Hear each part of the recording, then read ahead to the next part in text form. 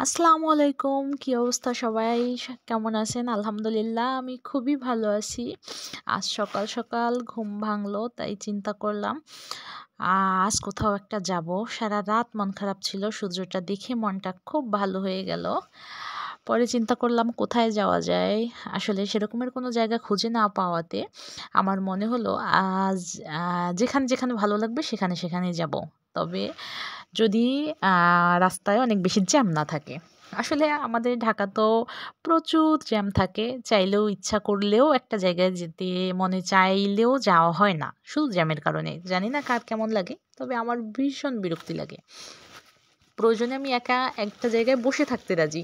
But জ্যামের কথা মনে পড়লে খুব প্রিয় জায়গাগুলোতেও আসলে যাওয়া হয়ে ওঠে না। কার কেমন লাগে জানি না। এই গাড়িটা অনেকক্ষণ ধরে আমাদের সামনে যাওয়ার চেষ্টা করেছিল। অনেকক্ষণ ধরে।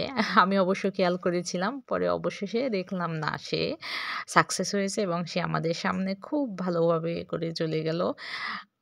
তার ইচ্ছা পূরণ হলো। আসলে আমাদের অনেকের ইচ্ছাই অনেক কিছু থাকে কিন্তু পূরণ হয় না।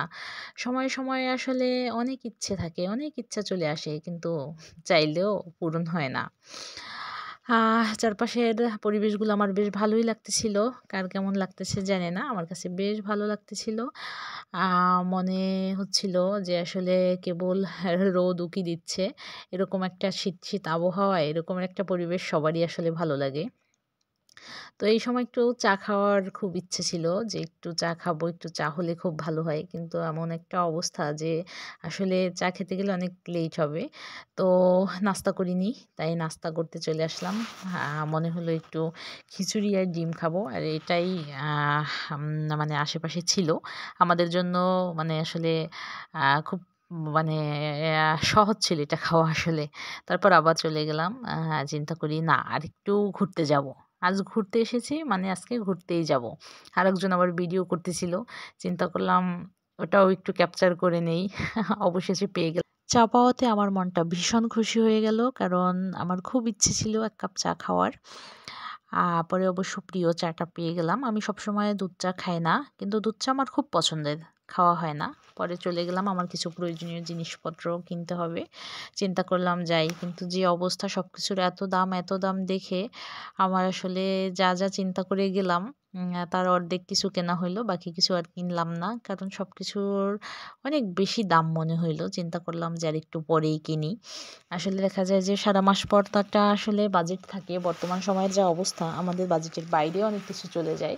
চাইলেও আমরা সবকিছু কিনতে পারি না। একটু হিসাব নিকাশ করে চলতে হয়।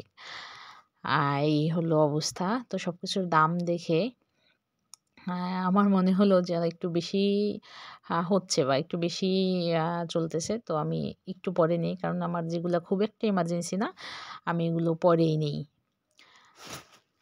আমাদের জীবনটা এমনই। চাইলেই সবকিছু পাওয়া যায় না, চাইলেই সবকিছু করা যায় না। সারাটা দিন আমার এরকমই চলে গেল। মাঝে ভীষণ মন খারাপের পর যখন সময়টা একটু ভালো করতে চাই, আমি আসলে এভাবেই কাটাই। কে কেমন কিভাবে কাটায় আমি জানি না। তবে আমার ভীষণ মন খারাপের পর আমার যা খুশি মনে চায় আমি এভাবেই করি। কারণ কাউকে না বলতে পারবো, না কিছু শেয়ার করতে পারবো। তখন আমি আসলে খুব ভালোভাবে সময় কাটাতে না পারলেও এগুলো করে আসলে আমি সময় কাটাই। আমার মনে হয় আমরা যত ব্যস্ত থাকবো তত খারাপ সময়গুলো ভুলে থাকতে পারবো।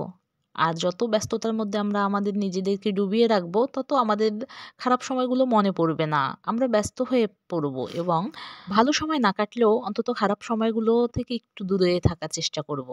যাই হোক সবাইকে ধন্যবাদ। সবাই আমার জন্য দোয়া করবেন। ইনশাআল্লাহ যাতে ভালো থাকি, সুস্থ থাকি। আপনারাও সবাই ভালো থাকেন, সুস্থ থাকেন। আমি দোয়া করব। পরে চলে গেলাম বাসার উদ্দেশ্যে। সারাটা দিন আসলে এভাবেই কেটে গেল। যাই হোক আল্লাহ হাফেজ। আসসালামু আলাইকুম।